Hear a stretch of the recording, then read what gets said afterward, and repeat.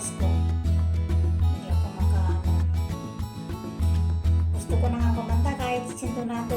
Pero ngayon, gusto kong batiin yung apo ko na nag-graduate si Ivory ng grade 12. Kahit yung pinsan niya na si Emerald, grade 10. Pero ano pa yung last week yata ng April. Hindi ako nakagawa ng mga videos. So, ngayon lang. Pero binabati ko lahat ng mga apo ko na may oras na wala. Mga pamangkin. Yung mga kamag-anak, mga kapitbahay na nagsipag tapos.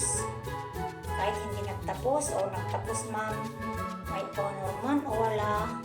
Basta mahalaga nag-aaral maigi para sa kinabukasan niyo. Nag-aaral maigi. Congratulations sa Ivory, anak ko. Parang kailan lang inisip mo nga. Malit ka pa. Kasi kayo panganin ako namin. Parang hindi ko malubos isipin na magka-college ka na pala.